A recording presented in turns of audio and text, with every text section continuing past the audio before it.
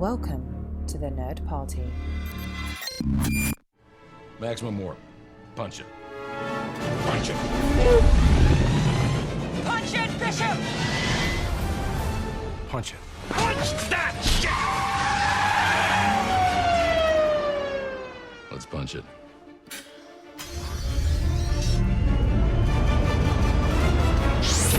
Hello, everybody, and welcome to Punch It. I am your co-host, Tristan Riddell, and with me, as always, is... Charlene Schmidt.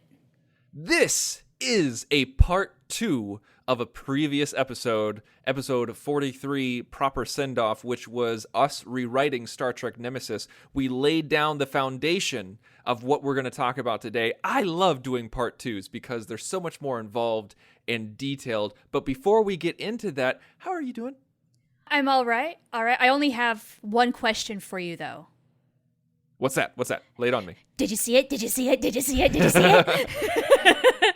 I am, of course, talking about Star Trek Discovery. And I already know that you saw it because I listened to your review with your wife on Nerd Nuptial.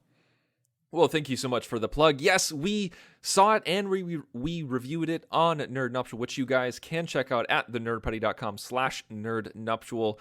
We reviewed both episodes, and yes, we watched both. Did you see both episodes or just the first one? Oh, no, absolutely. Back to back. I couldn't just let it sit there.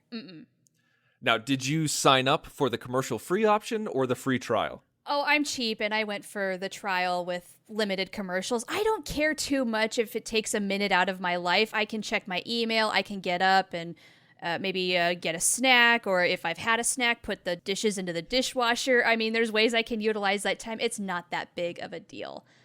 I can't handle it. I can't Are you handle serious? Commercials. No, I Wow. am too spoiled by... I am very much a Netflix generation. Can't handle it. Because what I would do is, if I wanted to binge a season of television, I would wait for DVD and Blu-ray. And then get it on DVD and Blu-ray. Like, before Netflix was really a thing, you know? That is how you had to binge in that day. Yeah, and not have commercials. I would wait an entire season because it was so much easier back in the day because I wasn't plugged into social media constantly. And It's true. That takes up way too much time in our lives. And so I signed up for the commercial-free option on CBS All Access, and I was, much like you guys, I was chagrined that I had to sign up for another service, but I'm only doing it part-time until the show's over for the season, and then I'm going to cancel it. Yeah, that is my strategy going into is right now there's honestly not enough on CBS All Access to make me justify even $6 a month. I mean, we've already decided that with Hulu, we're not getting a whole lot out of it. The last thing we watched was The Handmaid's Tale, and otherwise, any of the other shows that we used to watch on there are not on there, with the exception of South Park, which runs for 8 weeks out of the year, and it's getting hard to justify that. So, I mean, yeah, it's going to be on again, off again, and I have no shame about that. So, what did you think about the show? What was your gut reaction? I found it very interesting that these first 2 episodes are essentially a prologue to what's going to end up being the rest of the story. I went in as spoiler-free as I possibly could, so I don't know if it was generally known that this was the idea, but I've had to figure it out, is what I'm saying. So I found that very interesting, and I'm intrigued. I cannot wait to learn more. And that's sort of where it starts and stops for me. I'm not judging it off of 2 episodes. That's crazy. So I'm buckled in. I'm ready for the ride. Can't wait for more. How about you? I kind of like you. I'm intrigued and I'm excited for the future. And you're right. This is a prologue. I am a little disappointed that they broke up the episodes for the general public. Like, I didn't feel like they were broken up because, like you, I watched them back to back. But I feel like they should have made this a TV movie and just called it Star Trek Discovery, the TV movie, and then episode 3 would really be episode 1 because it is very much a prologue. We're not spoiling anything, really, guys. No, I don't think so, and I absolutely agree with that because I think part 1 by itself, I don't think is enticing enough for a general audience to say, oh, yeah, I'll sign up and go for that. No, if you see parts 1 and 2, though, then I think you can hook people and say, oh, I want to know what's going to happen next. The real actions really kicks in with that second episode, and a lot of people, I'm sure, didn't see it. Yeah, it's true. It's true. Like, at the end of episode 1, you're just kind of like, oh, that was not a complete story in the least. And No. I'm sure a lot of people were like, do I even want to continue? Because, yeah. But anyway. No, it needed to be the 2 hours, but I'm not the one running things, so that's just my humble opinion. Yeah, they didn't come and ask us, which I think was a big, big loss on their part. But if you guys only saw it live on TV and you're wondering whether or not you should continue, you should absolutely continue, because if you finish episode 2 and then see the little coming up on this season tag and you're not intrigued on what's going on, then don't watch it. But you should at least finish it so that you can know what you're missing in case you choose not to continue. Yeah, no, I think we are in for one heck of a ride. This is not Star Trek as it's ever been made before, and I say that as a good thing. Yes, I'm excited for what is to come, and I'm excited that Star Trek is back in the conversation, and it's back in my feed, and it is time to see what's out there. So let's see what's out there in the realm of Nemesis, because let's do a little recap. We definitely recommend that Let's you do guys that. should go back and listen to episode 43. You can do that by going to thenerdparty.com/punchit, and you'll find the rewriting Star Trek Nemesis episode. And what we did there was we really laid down the foundation for what's going to happen. Like, not even so much what's going to happen in this episode, but really just setting up the characters and everything like that. So I'm just going to give a couple of things and chime in whenever you want to. So Totally. we start out with the Enterprise E, and we hear a captain's log, and it is Captain Data. That's right, Captain Data. And he is near Romulan space, and they get attacked. And we don't know who is attacking the Enterprise E, but they're very powerful, and we don't know if they're destroyed. We don't know if they're disabled. We don't know if they're captured or anything like that. But they send out an emergency message to Starfleet headquarters. It's intercepted by HQ, and it's relayed to the USS Titan, which is captained by Captain Riker. Troy's on board, and what they do is on there, they're working their mission. They're closely working with the Klingons. We don't know why, but they're working closely with them, and so they get to talk to Ambassador Worf, and they get to hang out with him and talk with him, and they shake hands and have a couple of jokes and everything like that, and then they get the alert from HQ, and Riker's just like, what's going on? Starfleet intelligence says, yeah, something happened to the Enterprise E. You're the closest, but we need you to go intercept them and figure out what happened. And while you're on the way, you need to pick up somebody who you might remember. And the person that they need to pick up is Ambassador Picard, who is the ambassador to... I think we made him the ambassador to Romulus. Yes, but he got sent off along with some other Romulan dignitaries to Vulcan under the pretense that he was going to continue the reunification things that Ambassador Spock started. However, this was a ruse, and it was staged by, I guess, like a renegade kind of... Political faction. Something like that. I mean, sort of the same thing that happened in Nemesis. There's this rogue group. They come into the Romulan government. They stage a coup, take over. All the people that could have potentially intervened, people like Picard, to talk it out, they were sent off because that made it a whole lot easier to make this happen. And so that part of that movie is the same. And from here on out, and now for the conclusion, we have to write what is going to happen with our version, our punched up version of Star Trek Nemesis. Now, a couple of days ago, I came up with what I hope is a brilliant idea, and I cannot wait to share it with you. So please, please, please let me pitch right now. Actually, before you pitch, we should remind everybody that the people on the Enterprise E is Data, Geordi, Beverly, and 7 of 9. We snuck her in. Right. We have not defined her role. She's just there. And, yeah, we sort of speculated. We didn't decide. It doesn't matter yet. And Picard is super pissed for 2 reasons. Because he was lied to by the Romulan government, or the people within the Romulan government who created the coup. And also, actually for 3 reasons. Because he was lied to by the Romulan government, his old ship is in danger, and his main squeeze is in danger with Beverly, because they have a long-distance relationship. Right. She elected to stay aboard the Enterprise, even though he took a new position as an ambassador. They've been doing the long-distance thing. And eventually we're going to fix that. But for now, yeah, Picard is just stark raving mad about the whole thing. He cannot believe that he was deceived. That's right. And then also a lot of lives are in danger. And this is a very serious situation where, I mean, we're talking about the taking over of a large government. That's not cool. And after they pick up Picard, Worf says, like, okay, like, I'm outie. I'll talk to you guys later. I got to go do some things with the Klingon homeworld. We're going to watch out for the Romulans, make sure they don't do anything shifty. And they're like, A-okay. And then they're on their way to find out what happened to the Enterprise E. So, Shar, pitch your idea. Okay. We didn't talk a whole lot about whether or not we wanted to keep the clone aspect of the original movie intact. I have an idea of a variation for that. Now, in Nemesis, we had a Picard clone, and we were supposed to care because it's about Picard. What if, and this makes a lot more sense to me, what if that clone is actually Tasha Yar? So it's not Sela. It's not Sela, and it's not, the actual Tasha Yar that was in season 1 of TNG. If you remember from yesterday's Enterprise, when she and the Enterprise C came over and fought against the Romulans, she was taken as a prisoner and eventually did give birth to Sela and all that. What if the Romulans have been trying to kind of slowly gather human DNA to infiltrate Starfleet and just basically have lab rats and whatever they kind of see fit for the time being?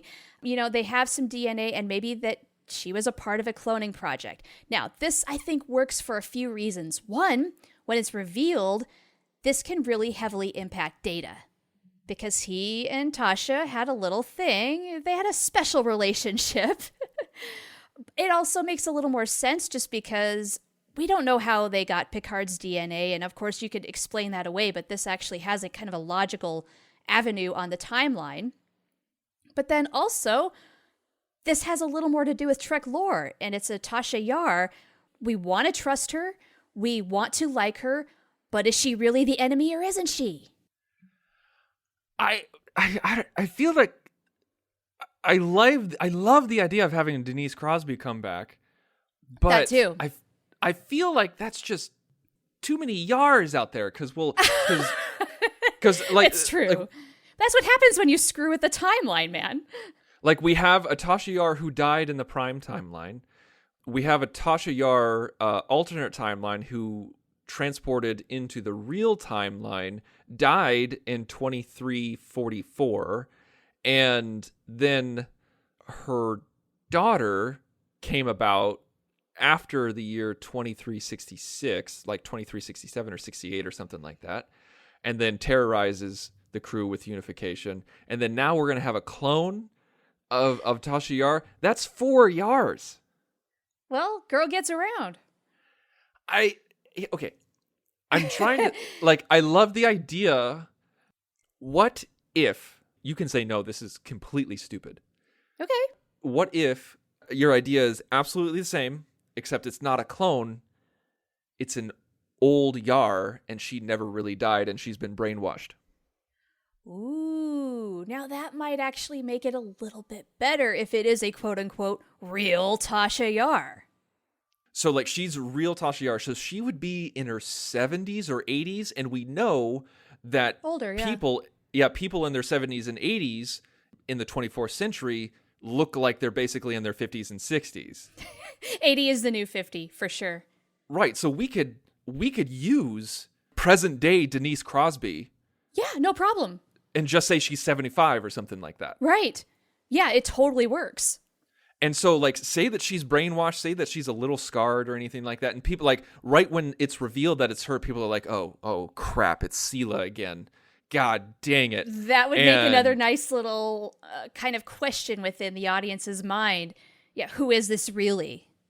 Yeah, and she's like, no, it's me. And she's been brainwashed with being in the Romulan Star Empire for so long that they bred her to be a wonderful tactician. She was already a great fighter, and they said that Picard led you to your death. Like he put you on a mission that he knew you were going to die. Like they just bent the truth. It's kind of like a better Fury episode of Voyager where something happens, where Kes got super confused at Catherine Janeway and blamed her for everything. Well, the Romulans did that on purpose in order to just kind of screw with Picard and company. Is this the established Romulan government, or is this the rogue group that had Tasha Yar? Who's messing with her, basically? What if she led the rogue group? What if she's the one behind the coup? Yeah. We got to give her some motivation then. Yes. So why is she doing it? It can't just be because, she's been abused and mistreated by the Romulans all this time. Well, okay, so here's the thing. We might be getting too complicated here because why would Sela think that she was dead? Why doesn't she know that? Why doesn't Sela know that Tasha has been around this whole time? Maybe it's because Yar got basically taken away or sent off into slavery by this other group, and then they just told Sela, your mom's dead. What if we keep the Riemann storyline? Maybe, basically, when she tried to escape with Sela as a baby, they didn't kill her. They just threw her into the pits on Remus. Yeah. Okay, and then on top of that, we have the brainwashing going down, and she's getting totally screwed over in every aspect. And what if, that's the theory with Picard and Riker and everybody, that she's been brainwashed, and really at the end, we realize, no, she's not brainwashed. She made the best situation that she could, and she wants to take over Romulus as her own sort of as revenge. her revenge, basically, against the Romulans, and the fact that Starfleet has kind of gotten involved and intervened now is coincidental. It doesn't necessarily have anything to do with the crew, not personally. And with that, maybe the reason why the Federation needs to get involved is because they can't let a human and a former member of the Federation and Starfleet disrupt the government to this degree, and so they have to intervene because it's their responsibility, even if it's another Picard's timeline's fault.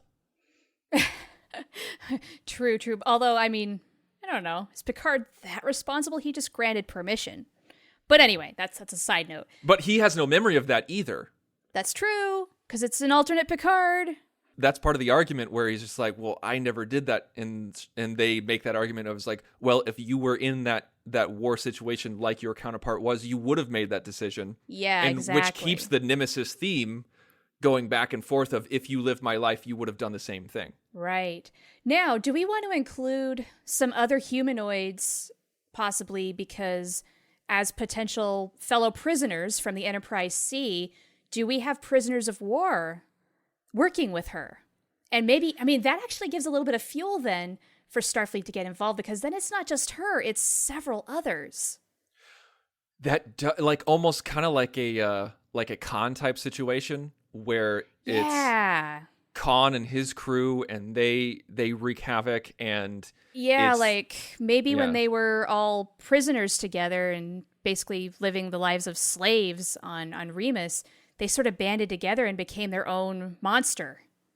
Yeah, I like that. So it's a combination of old Enterprise C crewmen and Remans.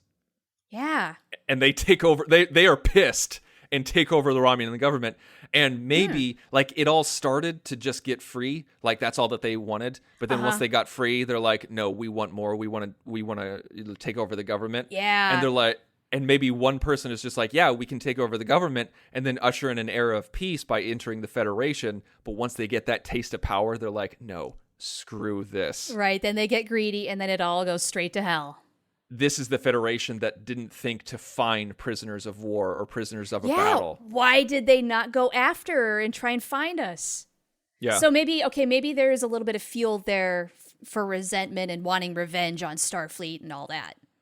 I think this is good because we're not just erasing Nemesis. We're actually keeping some themes and relaying them to the hardcore fan base a little bit more. So we still have that same reveal where Tasha's in that throne room type deal. It's in the dark, and then the whole crew is there, and then they turn on the lights, and then boom, it's Tasha. Right. And surprise. And so then our minds are racing. Okay, is this Tasha? Is this Sela? What is going on here? And I think the crew is going to be just as confused because this is supposed to be their friend, but she's dead. What is she's doing dead. here? What's going on? Is she not for real? Is she a clone? They're going to have to figure this out. So why would they attack the Enterprise E? That is a good question we have to answer. Was it to capture the flagship and make a statement? Ooh, that's a possibility. And I mean, if they whip him pretty good, that's showing some strength. Then, okay, here's the thing. But if we go with our original storyline of making Picard exit, why would Yar make Picard exit if she had a secret hatred for him? Right. And, well, I don't know if it's necessarily him personally. That's a good question, though, because then would they not make really good prisoners and hostages to negotiate? Shoot. That seemed like such a great idea at the time. Do we have to change it now? Do we have to kill this darling? Oi. We might have to unless we can think of a way to reconcile. So, like, what there has to be some redemption for Yar at the end. What if Yar sent him off because she wants him kind of as a bargaining chip for later? She doesn't want him potentially killed right on the outset, because then Starfleet's really going to bring out all the armor and kick their butts to Kingdom Come. That still wouldn't make sense for why she would attack and capture the Enterprise E and then send Picard away. Yeah, darn it. Also, side note, I want to see a horrifically scarred Richard standing next to Yar in the throne room. Oh my god, that would be amazing. And get the actor back. He's not doing anything. Christopher McDonald?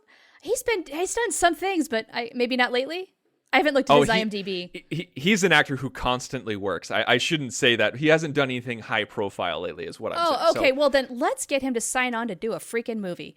I love this idea. So, like, he's horrifically scarred, me too. just 30 years of violence. Almost grotesque. I mean, he's had a hard life. Yeah. Ooh, I love it. Hard life. I love it. But she's going to promise to take care of him. So, okay, so with the idea that we know that there's got to be some sort of redemption from Yar, so she sends Picard away because she doesn't want any Federation people hurt. Like, she maybe not at first. And then what if something goes wrong? Like, what if attacking the Enterprise was kind of done without a whole lot of choice? Like, were they in the wrong place at the wrong time? Is that a possibility? That could be where, like, maybe the Enterprise E stumbled upon something, and it was a situation where they're like, crap, like, we can't let the Enterprise E let people know what we're doing here this early in the game. Right. Yeah, maybe they're not at a stage where things are secure yet, so they have to take that risk of attacking the Enterprise E and then settling things on Romulus, just enough to where when Starfleet does come in, they're ready. So, yeah, I like that idea where they initially say, okay, let's get rid of any kind of diplomats, any kind of Federation presence on Romulus, or as much Federation presence as we can, so that we can ready ourselves, and so that there's no spies, or like any spies that we know of, or anybody that can say what's going on. And then after they do that, they start to patrol their borders, they figure out what's going on, and then the Enterprise E is there. Somehow the Enterprise E figures it out, or is alerted to some sort of coup going on, and they immediately start attacking it. And it was regretful. Like, Yar's just like, I didn't want to do it, but I had to. Yeah. No, I think that works. I think that is just enough where maybe the Enterprise E is just close enough to realize, oh, this is what's going on. There's a coup. The Romulan government is being taken over. These are not the Romulans we're used to talking about. I mean, I don't know. We could flesh out the details, but we got to get through the bullet points right now. So with that, she has to get them. She wanted it to go more peacefully, which is maybe why she did send off Picard and company. To make this as simple and as minimal a loss of life and violence and all of that. And then, no, we can't do that. So that plan gets thwarted really quickly. She'll say, she's like, listen, and this is continuing the Nemesis theme where like they say, like, listen, we, like the clone said, like, we wanted peace. We want to open a dialogue with the Federation. And maybe Yar is honest about that. But at the same time, she's like, yeah, I'll be fine. Like, we can be friends with the Federation, but I am not giving up power. And she says that very succinctly, very seriously. Yeah. Well, they have worked on this secretly for decades. Mm-hmm. So all of that work, there has to be payoff for her and her crew here. So that makes some sense. And then just, she getting greedy with the power, it's going to go wrong very, very quickly.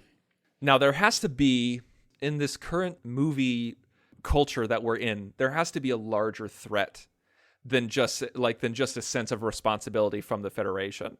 Mm-hmm. Like, could there be something looming where maybe Richard is someone who wants to take it even further, where Yar is willing to do whatever it takes. She's like, I'll destroy the E. I don't give a crap. I'll destroy the E if you guys try to take me out of power. Just leave us alone. And Richard's like, no, we have to take it further. We have to take the fight to the Federation.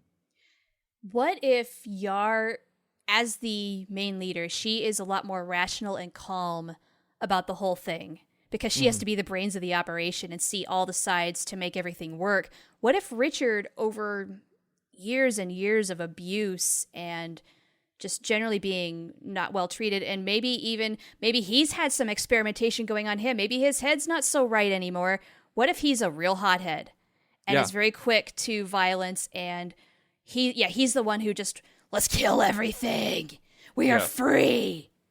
Yeah, like let's utilize what the Romulan Star Empire has been developing, these secret weapons. Let's take the fight to them. And so how does that escalate? How do we get to the point where we can still have some redemption with Yar, but it's taken out of her hands? Like, how does Richard force her hand? Oh, this is such a trope, but does she have to kill him? Is that a part of it? I don't think she kills him, but what if he kills her? Okay, so then Richard becomes the quote-unquote nemesis.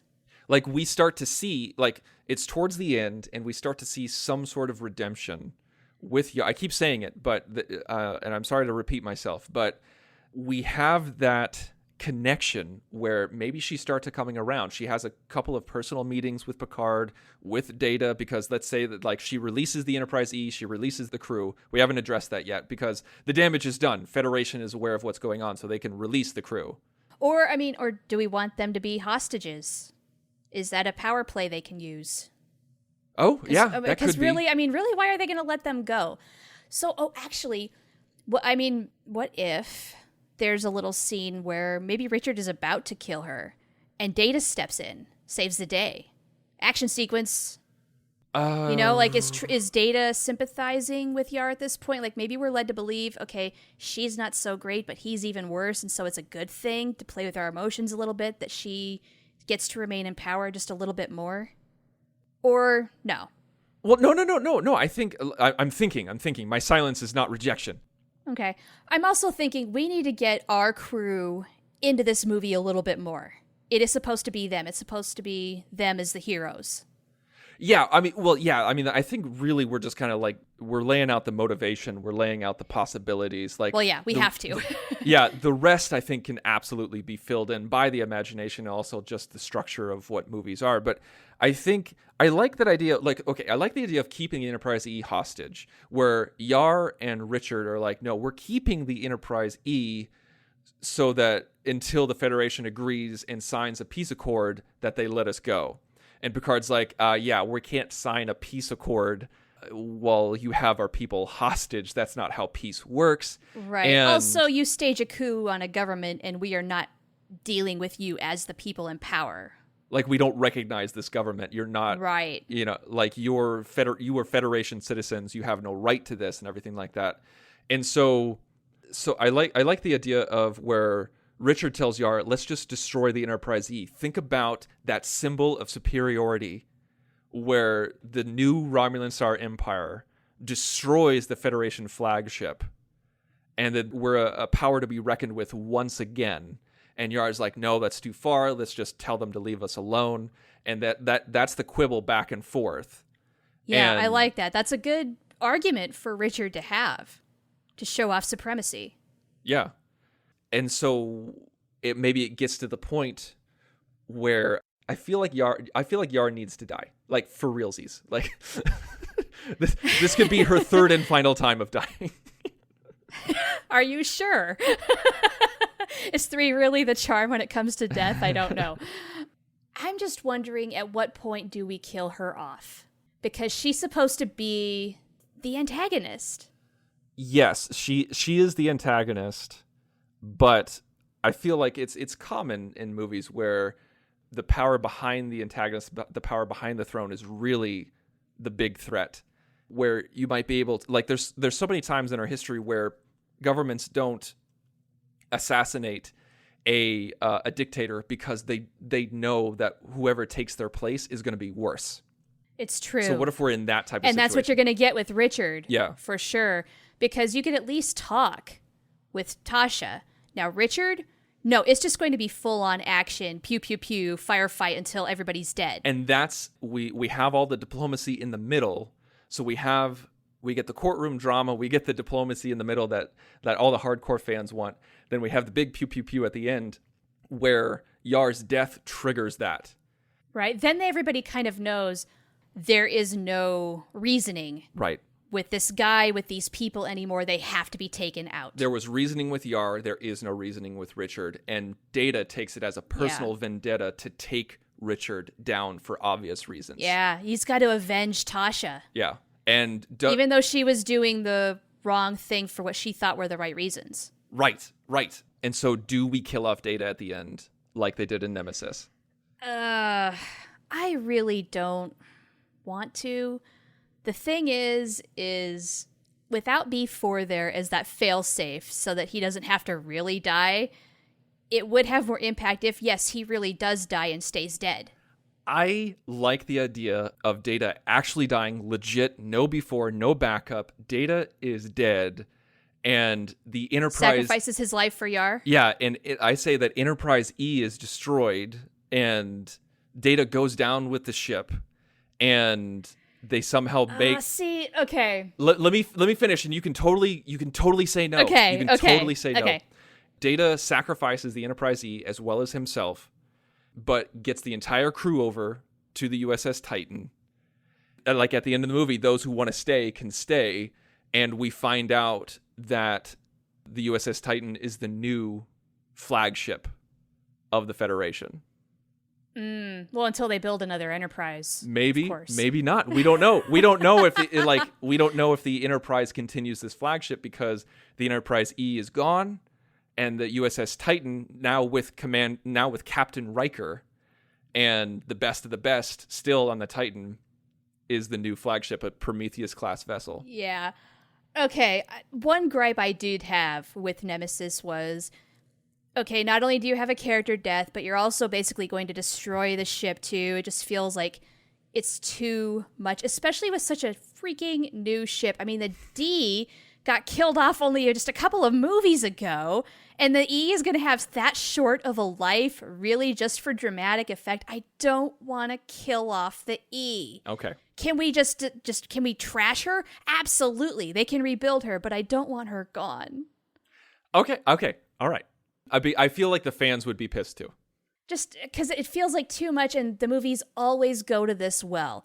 The JJ verse did it, the original movies did it, so, okay, we're going to do it again? Okay. Oh, brother. Give me this. Yeah. The Enterprise E does a saucer separation. And then gets caught into the gravity of a planet and runs into a bunch of trees. No. We did that. No. Let me finish. I'm sorry, I couldn't help myself. The Enterprise E separates, and I know many of you were just like, what? That doesn't look like it can separate. It can. Shut up. They'll make it. Of course it can. They'll make it Come work. on. And Data sacrifices the saucer section, but the drive section, the star drive section, survives. And so it's still the Enterprise E. It just needs a new saucer section. And that way we don't destroy the ship, but we still have Captain Data going down with the ship, but Enterprise E is not completely destroyed. Yeah, what if it just looks really grisly, where, you have the smoke and the fire and everything just looks so burnt to a crisp, and then there's still Data, though, in the center seat. He's been through hell and back, but he's alive. Oh, I like that so much more. I love that. I love that visual. Where, I mean, nothing should be alive, and maybe there's not even any life support, and since it is Data, He is the lone person on that bridge. I freaking love that. Is that not a cool no, idea? I think that's a great idea where, yeah, like we have the Star Drive section. It kind of looks like the Equinox, but a whole lot bigger, of course, without its saucer. And he takes the saucer to destroy Richard's ship or something like that. And he rams it. We can take that little page from Nemesis. Exactly. And so people are like, oh God, Data's dead. I can't stand this. This sucks. And then the Titan is just like, wait, zoom in, grid 9A.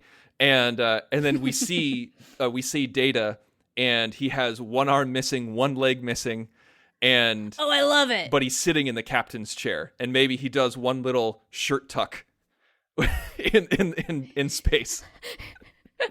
And then to steal a page from Generation, yes.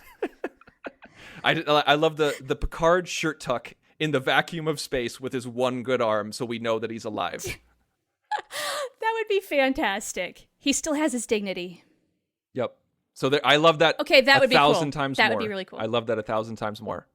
So there's that. Do we want the Klingons to come in and help at the end? Yes. Oh, I completely forgot about the Klingons. We've got to have them come in to save the day. We touched upon that last episode. Yeah, Worf comes in and just completely, like, he has just a fleet of prey, of Vorcha class and whatever, and they swoop in and completely turn the tide of what's going on. Yeah, like they've been monitoring the situation this whole time, and when things start to look kind of bad for the Federation, that's when he and his armada of ships are like, okay, we've been monitoring the situation, hold on to your hats, pew, pew, pew, pew, pew, pew, pew, pew, pew, and then suddenly the battle has changed in favor dramatically.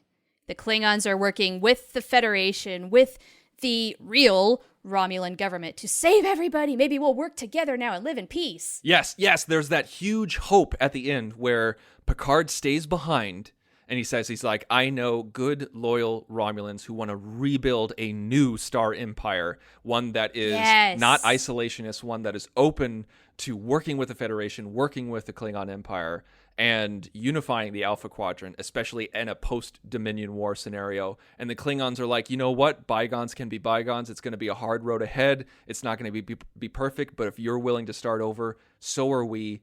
And Beverly decides to stay with Picard on Romulus and saying, like, if they're going to rebuild a government, they're going to need people to lead, and she can be a leader in the medical community.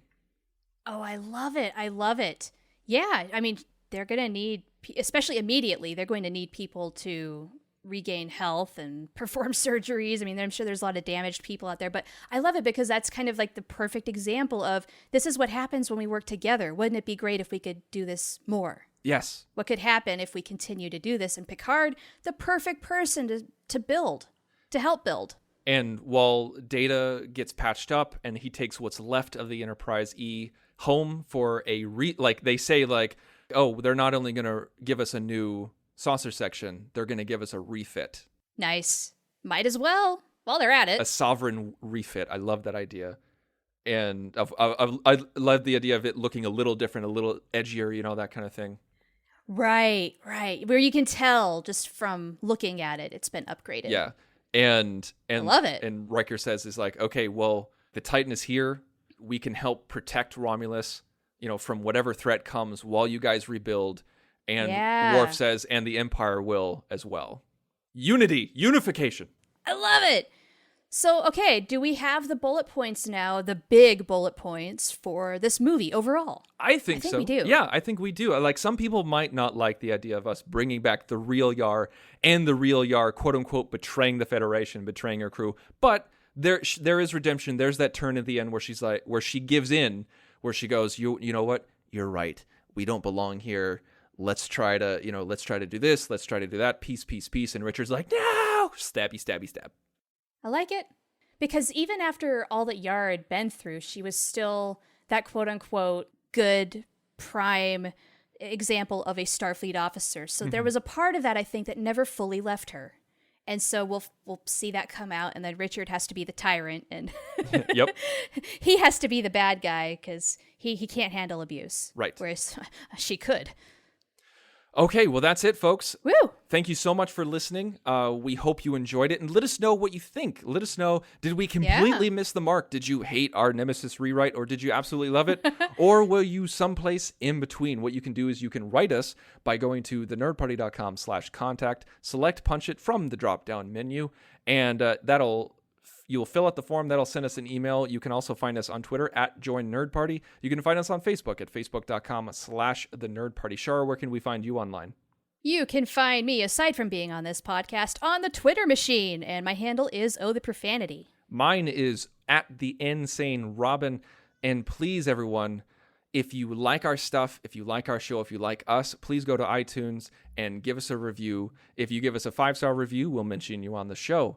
And I honestly have no idea what we're going to do next week. It could be Star Trek related. It might not be, but whatever it's going to be, we're going to punch it. Ready for warp, sir. Let's punch it.